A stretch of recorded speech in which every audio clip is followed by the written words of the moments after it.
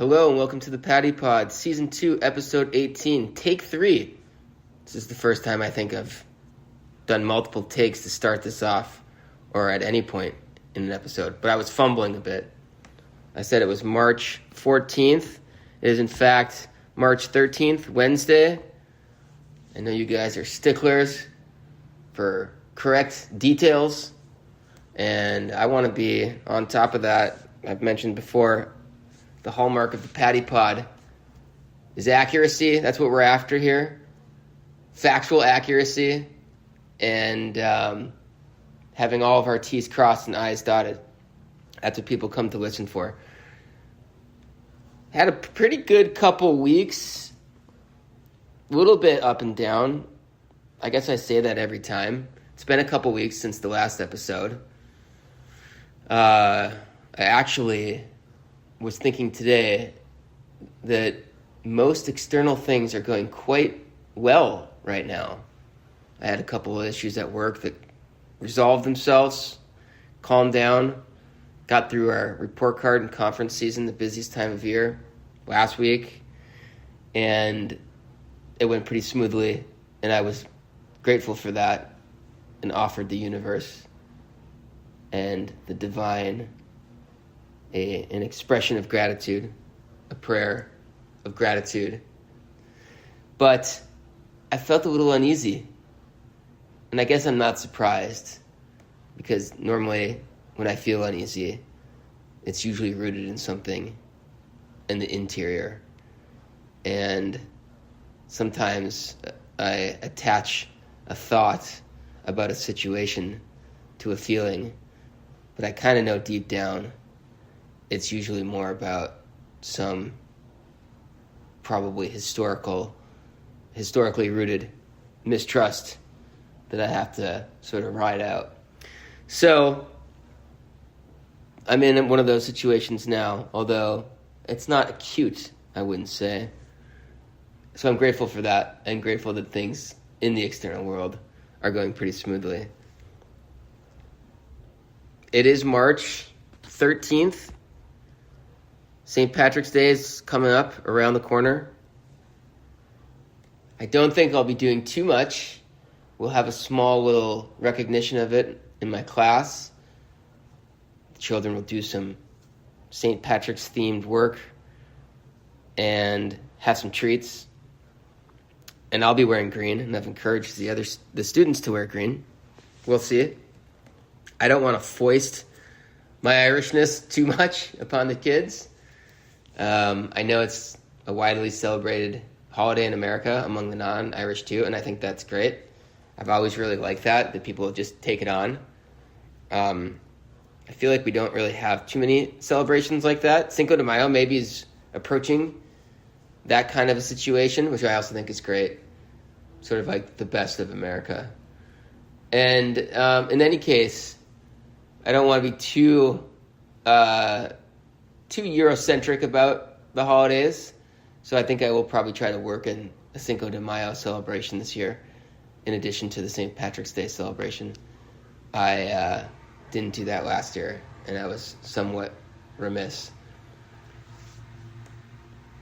As it's March 13th, that means the Minnesota State High School hockey tournament has recently commenced, and it recently finished. Quick switch to the language corner. Commencement, I think, is traditionally thought of as a beginning, but I was always confused by that. It is a beginning. I think I switched it in my brain because we have these ceremonies when you graduate school that are called commencements, and I think that was meant to be a signal to students that things were just beginning. But I'd never researched to find out if that was the truth. In any case, the state high school hockey tournament has just finished, and it's a sad time for Minnesota. The evil Edina High School has won yet another championship. I believe they have 13, if you count the Edina East championships. the school was previously split into two, I guess, East and West. I think you have to count those championships as the current school now incorporates what would have been the students from the East side. But in any case, they have the most in the state. Edina is kind of the evil empire of Minnesota high school hockey. They're a wealthy suburb, and they've been good for a long time, and they've been wealthy for a long time, and they have sort of drawn the ire of the rest of the state. So generally when they're playing in the state tournament, about 95% of the fans in the building are cheering against them. It's kind of a fun thing, even though I suppose it's not so fun if you play for Edina, and sometimes people go a little overboard with it.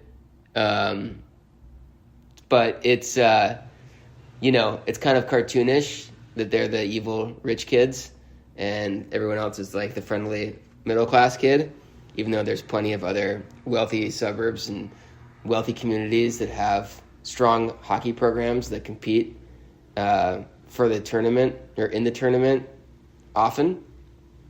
But in any case, Edina won. It is kind of a bummer when that happens. My high school, Duluth East High School, had a very strong program for decades, kind of starting right before I got to high school and lasting many years after. They're down a bit and the last couple of years, but hopefully they'll get back on track, and it would be fun to see. It was a fun thing to be able to watch as a kid. A number of my friends that I played with when I was younger made it to the tournament, and some of the boys that were a grade or two above me made it. Some of them won it, so that was fun. For those of you that don't know, it's a rather remarkable celebration of hockey in Minnesota, this tournament. It's high school teams. It's really about the communities. The high school teams come from schools all over Minnesota, many of them public schools, and they often have a lot of community members that are supporting, a lot of parents and grandparents and aunts and uncles and just people in town who have supported these kids. You know, a lot of them will be playing together from the time that they're 5 years old and 6 years old and 7 years old, and they go up through the youth system, and many of them know each other and play together. And then they get to high school and they get to go to this big tournament. And the high school hockey in Minnesota is really pretty special. Even during the regular season, you can get thousands of fans at games, 2,000-3,000 fans at big games with talented teams. And they go down to the stadium where the professional team plays, and that stadium holds like 18,000, 19,000 people, and it'll be full for 3-4 days in a row with people watching all these games. So it's really an exciting thing, a fun thing, a festive thing. Bands come down, people hang out in the bars and restaurants around the rink. A lot of people kind of meet up. It's sort of like an alumni reunion for a lot of people, and it's a cool community thing for the hockey community and sometimes the wider community. So it's fun. I try to catch it on TV. I didn't see much this year because I was playing hockey myself on Friday night. Thursday night I had conferences, and Wednesday night I had some conferences too, so I didn't get to see those 3 nights. And then on Saturday I was out at a birthday party with a friend, so I didn't get to see a ton, but I caught what I could sort of in between things on my phone a little bit. I watched some of the highlights, and it looked like a fun time once again. I hope to get back some year. I got nephews that are going to be high school hockey players in the next couple of years, so maybe I'll sneak away one of those years. It is tough, though, because it is always during our conferences. So that was a little bit about what's going on the last couple of weeks. St. Patrick's Day is coming, like I mentioned. Being a non-drinker, it's not the holiday I celebrate most fervently, I must say. Oftentimes it falls on a weeknight. I guess the weekend around it is kind of a party weekend. I should find some way to celebrate other than what I'm doing in my school. I'm not sure how. I'm going to be going to Ireland in April, and I've been craving non-alcoholic Guinness beer. They sell that. I just miss the flavor, and I miss the idea of sitting in like a rainy pub. Sitting in a pub, I should say, on a rainy day. I hope it's not raining inside. That'd be a little tough. But sitting in a cozy pub on a rainy day and just having a couple 0.0 Guinnesses, some of the black stuff. We'll see. Let's get into the essay for this week that I wrote over the summer. This came from sometime in the summer. I don't have the exact date, but I'm thinking it's going towards August. But let's just jump into it. For today's visit to a new place, then right exercise, I went to the Elk Cafe across the street from Brooklyn's Prospect Park's western edge. I had not known where to go when I started out on my bike, but its bright yellow and ornamented pre-war facade caught my attention. What made me turn around after I passed it was the glimpse of its garden out back. It was bright inside with painted white walls, a painted white fireplace, and chimney, and elegant older iron and polished tan wood tables.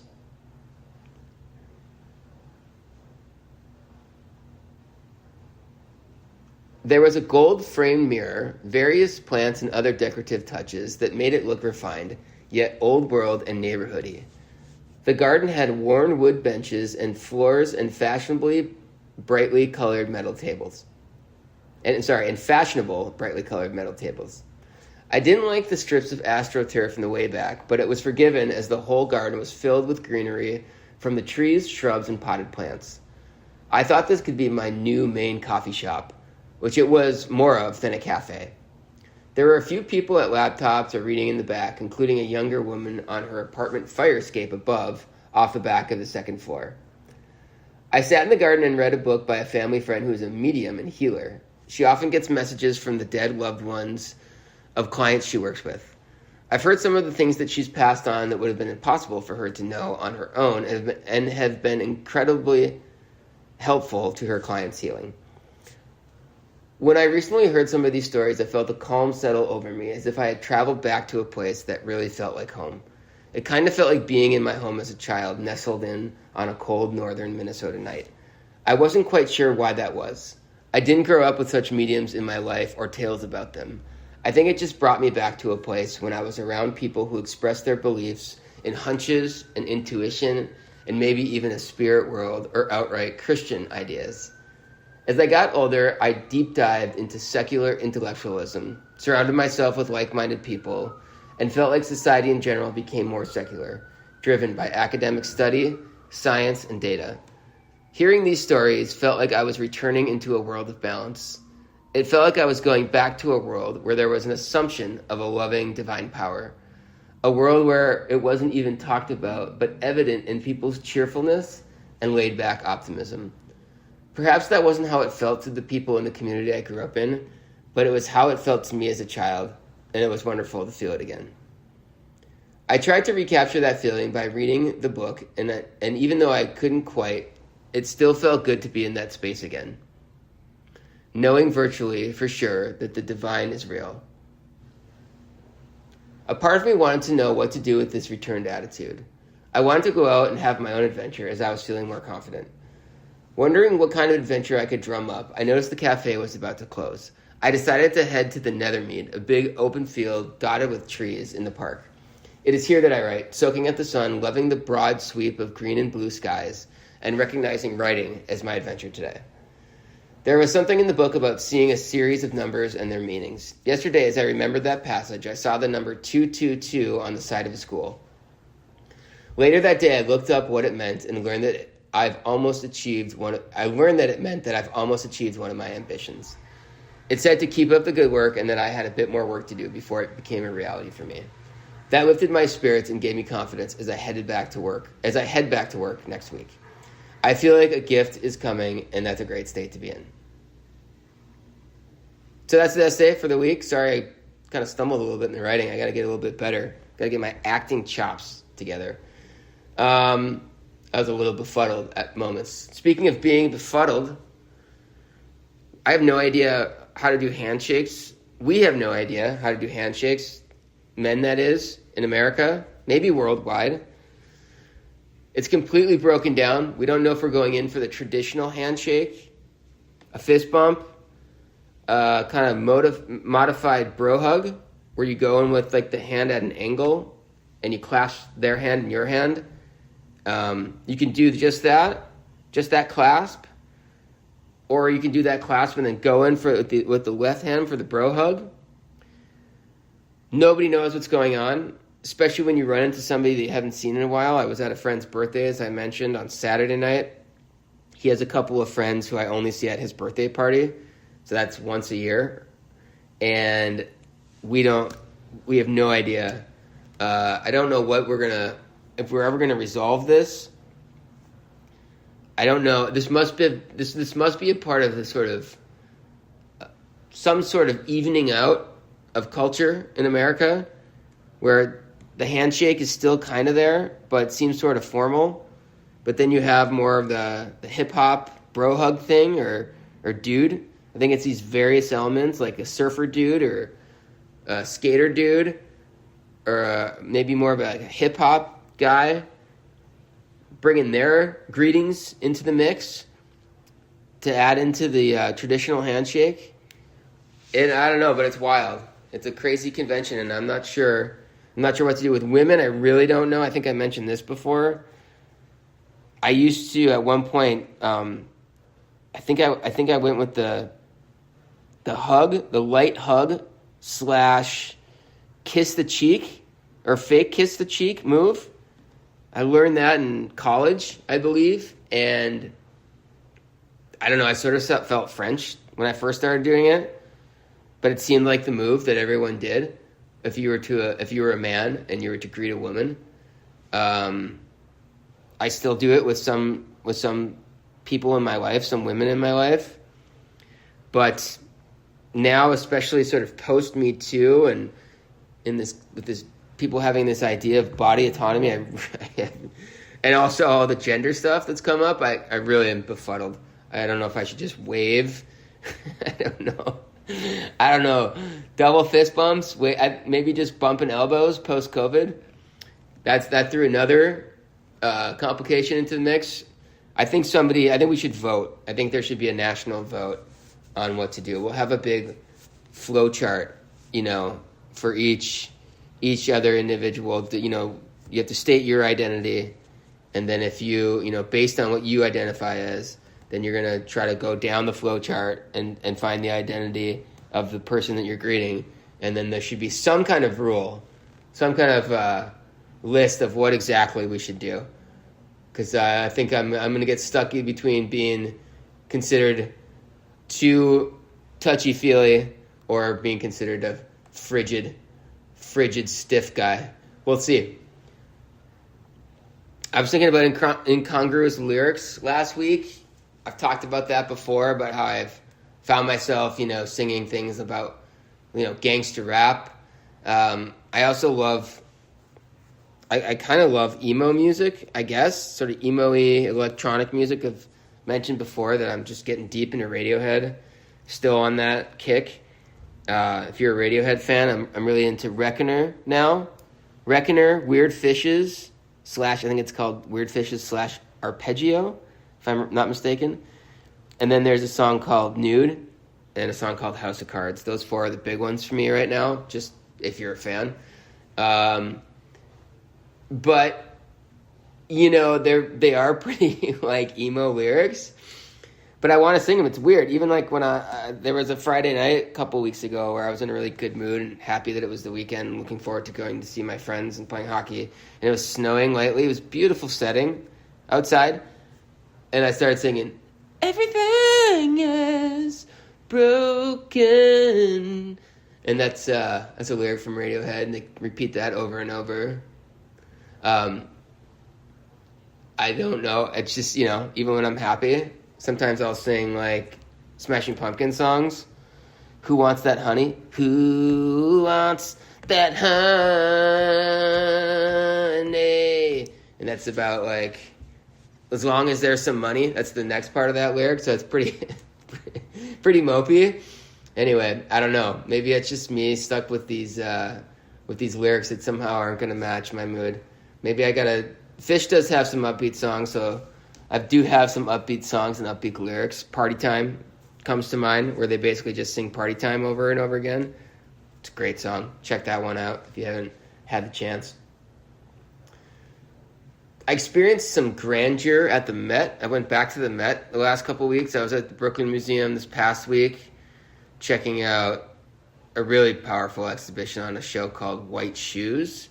This is by a black woman here in Brooklyn, and she has a series of photographs, and she's just wearing what she called church shoes, and they're kind of like white dress shoes with a little heel, but she's fully naked. She's pretty heavy. She describes herself as fat and brown, a fat brown body, and she's in various places in New York City. There's one where she's at, I think it's Federal Hall, down by Wall Street, which is the wall that gave the name, which was the namesake of Wall Street. It was built by enslaved people, and she's there in sort of recognition of that, and in a way to pose a question about, about the legacy of slavery and about her own body in that legacy. And she's naked in this photo, completely naked except for the shoes. And there's a number of other photos like that, where she's around town. I'm forgetting her name right now. It's a really notable name because I'm going to look it up so I don't do her a misservice. I want it. Her last name was quite Faustine. Yeah, it stuck with me. Nona Faustine is her name. I think the Faust stuck with me.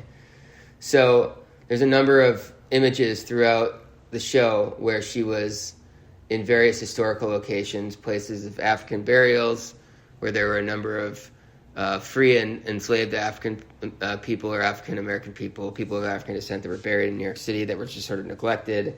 She did some from Seneca Village, which was kind of a thriving African community in what is now Central Park. And in a number of these photos, they're kind of about expressing struggle and oppression, but then there's a series at the end where there's a sort of redemptive. She's cloaked in a gold garment, and she's in places that she's still, they're not necessarily places of triumph, but they are places of a bit more hope. And it seems like there's a sort of hopefulness and a sort of triumph throughout this series. And when you walk through the photos in progression, it goes from some real grief and despair to a sense of redemption. So that was a pretty powerful exhibition that I saw, and that was at the Brooklyn Museum. And speaking of triumph, I was at the Met previous weeks, and I really experienced grandeur and triumph. Those things kind of go together for me. The grandeur, I think some of it's because of the scale, the scale of the building. It's monumental scale, these massive columns, and when you go inside, there's a massive lobby kind of courtyard, and if you go straight ahead, you see this grand staircase, huge vaulted ceilings, and some of it is also the artwork. Some of that is massive in scale. I talked about the Buddha that was about 2 stories tall that I had seen in the previous week, and I was visiting some of the Greek and Roman statuary a couple weeks ago, and it's often up on a pedestal, so it's towering above the viewer, and some of it's larger than life scale, and some of the painting and the other sculpture can be quite dramatic, but in some of it's just the magnificence of the art itself gives you a sense of grandeur, and some of it's that institutional sort of presentation where if it's in the Met, then it seems grand and it seems magnificent. So all of that plays into the experience for me, at least, and I found myself kind of craving. I kept going back to the Met, and I think it's because I wanted to be in the space of grandeur. I wanted to have something sort of almost overwhelming. And I think that I'm longing for a break from the mundane. I looked up at the sky the other day. I don't know why. It's something that I've thought to myself to do in the past, and I don't do it very often. But that can give you a sense of grandeur. I just looked straight up. I was on my way to work walking, and I was at a stoplight, and it was just kind of a sort of a commercial strip that's not super glamorous, the street that I was on. And there's auto repair shops and a little Indian kind of cafe, and there's actually a homeless shelter down the street from where we were, and a gas station. Nothing too spectacular, but I looked up and I saw this stretch of clouds above me, and just the height. I could see how high above me they were and how far they stretched into the distance, and it gave me a sense of scale again, and a sense of grandeur again at the scope of this world and the sky and the scope of the universe that it's in. So I think it helps me to get a sense of our own grandeur. And I think that's what it is. I mean, even words like triumph and power and glory get associated. Those ideas are associated to me with this idea of grandeur, and I long for it. I think some of it's because it's our true nature. I think we are, with our divine nature, our spirit, and our soul, we have a grandiosity that we yearn to connect with. So I'm going to keep going back, I think. There's more art to see, and I just love being in spaces like that. I've mentioned before, even being in a stadium can have that feeling because of its size and scope. I need to issue a correction. I realized earlier I said a black and white coat of mine was houndstooth. It is, in fact, herringbone. It's black and white herringbone. I feel terrible about that. If anyone saw me in the coat, any podcast listener, they would be, I'm sure, horrified. So I'm glad I got that correction out there before anyone had to experience, the horror of seeing that I had misidentified the print. Whew, that was close. Speaking of clothes, I want to talk about the tyranny of earth tones, muted colors, and the absence of pattern in menswear. I don't know what it was. I was walking around the other day and I saw some men in their clothing, and I just thought, God, are things this bad? Are things so bad that we can't have any color, we can't have any pattern, we can't have anything that pops out, that grabs your attention? Everything have to be olive and taupe and beige and bone khaki. I mean, come on. Are things so bad? Are we just going to give up on life completely here, fellas and menswear designers? Come on. I was thinking about necessary and sufficient conditions. This is a concept that I learned in philosophy, and I guess a lot of people have trouble with it. I think I did at first maybe, but it's always kind of clicked, and that's certainly not the case for everything. There's some really simple things that don't click for me. But that one always clicked, and I'll explain it a little bit. If you have, some things have necessary conditions. For example, fire, right? In order to have a fire, you need a source of fuel, like wood. You need some kind of ignition, like a spark, like a flint or a lighter, and you need oxygen, right? So those things are necessary conditions. It's just things that are needed. That's all that means. And then you can have something that's a sufficient condition. And that's always been hard for me to explain, because it's sort of like, what's a sufficient condition for something to be wet? I guess that it was in water is a sufficient condition for something to be wet. But it's kind of hard to think of something without just repeating the thing that you're talking about without getting into what we call the tautology, right? If I said sufficient conditions for a chair are to have legs, a seat, and a back, then you're just kind of describing a chair. But I did find a situation this week. There's a couple on Instagram that do fashion reviews or sort of that make little fashion videos. And they're a Southern couple. I forget the man's name, but he calls his wife Pookie. I want to say his name is Tate, but I could be wrong. And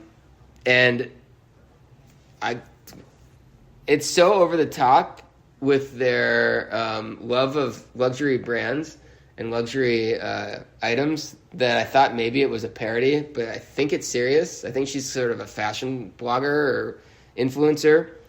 So they'll come on with these little videos, and she'll be wearing something, and she'll be like, "Hi, and they're always traveling. We're in Paris, and we're going out tonight to dinner.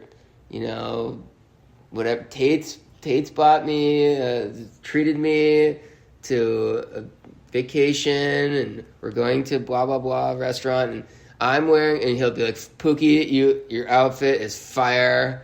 You're looking amazing." She'll be like, "Thank you, oh thank you," and she'll be like, "I'm wearing my Louis Vuitton shoes, and I'm wearing my Dior skirt," or whatever. Everything's a brand. And then he goes and tells us what brand names he's wearing, and he's like, "Of course I've got the blah blah blah jeans, and I've got the whatever Dior sandal or slippers or whatever." So I was thinking, I don't want to be too judgmental, so I was like, I think maybe just having a luxury brand is a necessary condition for her and her outfits. It's got to be a luxury brand. And I thought, I was trying to say, I'm going to give her the benefit of the doubt, give them the benefit of the doubt, and say it's not sufficient. I'm not saying if a piece of clothing is a luxury brand, I would hope it's not that's not a sufficient condition for her to wear it. It has to be a luxury brand, and it has to have some aesthetic appeal. I hope that's what she's doing. I hope she's just not wearing anything that is, Gucci or, Dior or, Prada or whatever. I hope that it's, I hope that that's not a sufficient condition, that she wouldn't just wear anything that's a luxury brand. That it's maybe at best it's just a necessary condition. You have to be one of those luxury brands to even be considered, but then after that, you have to have some kind of aesthetic appeal. The article has to have some aesthetic appeal. So that's a little bit about that. I don't know if that's it can be sometimes a helpful intellectual tool. For me, it has been for thinking. But I think actually the difficulty in sufficient conditions is because there are very few sort of situations like that where if you just have one thing, then you have the other. So, for example, like people in the spiritual world will say, all you need is love. And I think that can be, maybe that's why some kind of grand, spiritual or philosophical ideas or axioms can be difficult, because it's like, well, what am I supposed to do with that, right? How does that apply to my particular situation? How can that be a sufficient condition if I just bring love into the mix? But I think sometimes it is, and sometimes the particulars are worked out. But it's something that I think about because I can get caught in that situation where I can't quite see how all you need is love can be true, how that can be a sufficient condition. But at the same time, when I've seen how I can get all tangled up by overthinking something, and oftentimes if I think into my past, if I was just loving either to myself or to somebody else, certain situations would have gone much more smoothly. So I'm starting to see how that applies. This week I also thought about how I'm not really a cool guy or a straight up nerd. I'm not 100% either of those. I'm somewhere in between. And I get stuck in the middle sometimes. I don't really fit into either camp, but I figured out how to handle it, I think. So whenever I get eye rolls or for seemingly trying to show off as being like really cultural or intellectual, I just go on the attack. I'll say something, oh, sorry, I'll be sure to stay home and watch more Bachelor, like you guys, and that maybe can work for a little bit. I'll have some real profound moments watching Bethany dump her White Claw on Becky, something. I kind of push back hard on that if somebody's giving me crap for putting on airs. But I go the other way really hard too. So if I have a friend who, I do have a friend, I have a couple friends, if not more than a couple, who are smarter than me, know a ton about like history or politics from around the world. So when one of them will do that and, it'll start making me feel, if I start feeling insecure about being, not understanding like sort of the in-depth implications of some enactment of some law or something like that, I'll just be like, good Lord, dude, do you ever just watch a movie or shoot the shit with your buds? Come on, man. Teacher's pet for life over here, am I right? So I'm always playing defense, both sides. And again, I think that is what the wise leaders of the world, the great enlightened ones, have always said. If I understand it right, it's be defensive all the time. Defense wins championships, as they say. My friend is moving abroad. I have a friend, shout out, Ethan. He's going to be going to London. Congratulations. He got into the Royal Academy of Music conducting program, one of 2 people. Congrats, Ethan. I hope it's a wonderful experience. He and I got to talking about it. He's going to be single for the first time in a while because he's moving abroad. And, we started talking about the dating world and dating apps. And I never had to do that. I'm sort of too old for that. And I just met Kate, I met her when we were campaigning for Obama in Philadelphia back in 2008 in the primaries. And so that's how we met, going door to door. I didn't ever have didn't have the whole dating app thing or meeting somebody for the first time with the express purpose of possibly dating them. So I always feel like I would have no idea what to do, or maybe not no idea, but I don't know. It just seems like I've never had to do it. So it seems kind of odd to me. It doesn't seem appealing, but we were talking about dating apps, and I kind of thought, if you're gonna do it, you gotta just say a couple of key things. A couple of key things for my profile would be, I would start with, I'm very punctual. I would just put that up there. I know women, look, they can't help it. There's something biological when they know a guy's punctual. It's just they go weak in the knees. I'd also add that I have great personal hygiene. I know that that's another thing. I mean, you start bragging about that, other guys will back down too if they can tell, that you're legit with that category. I might go into a little detail about my shower and deodorant routine. I don't know. I do these things, pretty regularly. So, not to brag, shouldn't be bragging here on the Patty Pod, but if you guys are out there, you guys hit them with that 1-2, punctual and good personal hygiene. I think they're going to line up. Okay. I know I wouldn't even bother with a photo. You wouldn't need it, right? I know what impresses, and those are a couple things. So you guys can have that. Anybody single out there, ladies, you can use it too. Don't be afraid. It's going to work for you too. So yeah, that's just part of kind of like the more you know. It's part of the value add here at the Patty Pod. I had kind of a bad week at Jeopardy. Kate keeps beating me. I don't like it. I do get final, though. I think I've mentioned that before. I came up with a new theory this week that the reason why I'm better at Final Jeopardy is because I have all that time. They give you 30 seconds. Whereas when you're just going through the regular questions, I'm competing against Kate, who's faster than me. So that's my new thing. I'm going to tell her, like, if I just had more time, I try to explain that this week, that I live in this, in this sort of manner of this philosophical repose, this sort of spiritual and philosophical repose where I'm not thrown by the vicissitudes of life like the common person. And that's why I'm not so quick on the answers, but they're in there because of, the great magnitude of my spirit has led to some great knowledge despite not needing this ego satisfaction. And so yeah, it's constructed this theory, and I don't know if she completely understood. She completely understood what I was getting at, but that's just that's my journey. That's my path in life. Is this greatness sometimes doesn't just fit in where I can. Sometimes people can't understand that. That's why I'm not winning at something.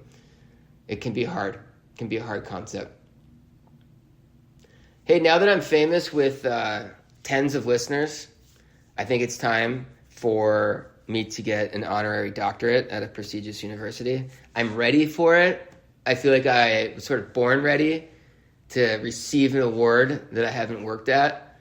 And I know already how to do it. Like I make a joke about me, funny man,